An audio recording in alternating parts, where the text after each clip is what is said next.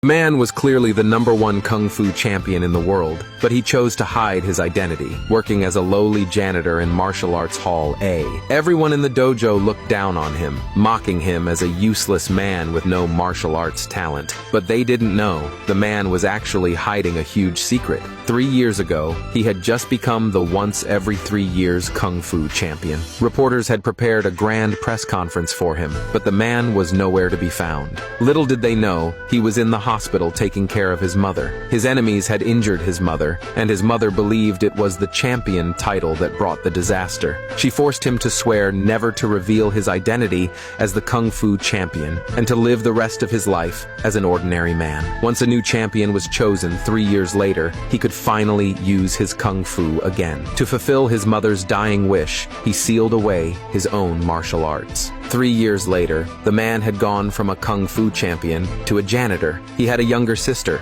and after their mother passed away, his sister joined Martial Arts Hall A to learn Kung Fu. The man silently stayed by her side to protect her. She looked down on her weak and useless brother, and decided to learn Kung Fu herself to avenge their mother. Little did she know, her brother would one day save the entire dojo. That day, Master Smith of Martial Arts Hall had gathered everyone in the dojo. He had decided to select a student to represent the dojo in a Kung Fu tournament. The sister volunteered herself, but the other students were not convinced, because she was just a fragile woman and could never match the senior disciple. But she was full of confidence. She challenged the senior disciple to a duel. If she could defeat him, she would represent Martial Arts Hall A in the competition. Master Smith agreed to her request. The sister and the senior disciple officially began their match. The man watched silently from the side. He immediately noticed the senior disciple's weakness, but when he tried to tell his sister, she dismissed him with disdain. To her, he was just a janitor who knew nothing about martial arts, not qualified to give her advice. The next second, the senior disciple struck and injured her. Just as she was about to lose, she reluctantly tried the method her brother had suggested. To everyone's surprise, she defeated the senior disciple. She was stunned. Her brother had actually known the senior disciple's weakness. At that moment, William, the owner of Martial Arts Hall B, suddenly arrived. He mocked Martial Arts Hall A for being too weak, even letting a janitor give martial arts advice. Master Smith was shocked. Why was William here to stir up trouble? William gave a contemptuous smile. He was here to challenge Smith to a Kung Fu duel. If Martial Arts Hall B won, Smith would have to give up his tournament spot to William. Smith didn't want to accept the challenge, because Martial Arts Hall B was indeed stronger. He didn't want to lose the qualification to compete. But William threatened him with public humiliation. If Smith refused to fight, he'd publish Martial Arts Hall A is weak and useless in the newspaper the next day. Smith was torn.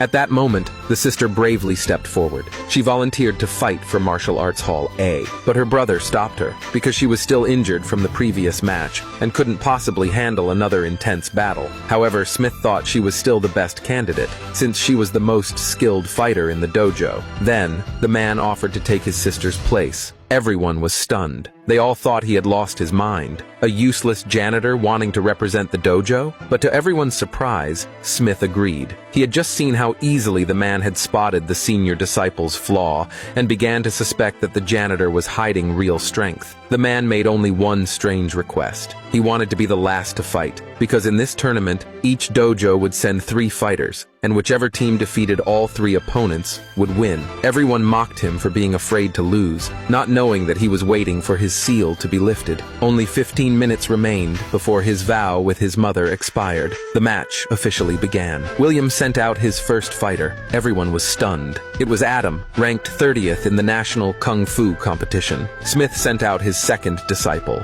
The second disciple's Kung Fu was weak, but he was overly confident. The man gave him advice from below the stage, but he refused to listen. He charged at Adam arrogantly. The next second, Adam knocked him flat on the floor. Smith then sent his third disciple. He also wasn't strong enough to beat Adam, but this time, he wisely followed the janitor's advice. He quickly turned the tide and finally defeated Adam. Smith was overjoyed, but William scoffed. Adam was merely the weakest fighter in Martial Arts Hall B. He immediately sent out his second fighter, Ted. Ted was ranked 10th in the entire nation. The man instantly knew the third disciple couldn't beat Ted, but he encouraged him to hold on for 5 minutes. However, the third disciple didn't expect Ted to be so strong. Ted knocked him down with a single move, then continued to beat him ruthlessly. Just as the third disciple was about to die, the man suddenly stepped onto the fighting stage. He threw a gentle punch, and a golden dragon roared through Ted's body. At that moment, the crowd still didn't realize they were witnessing the true power of the Kung Fu champion.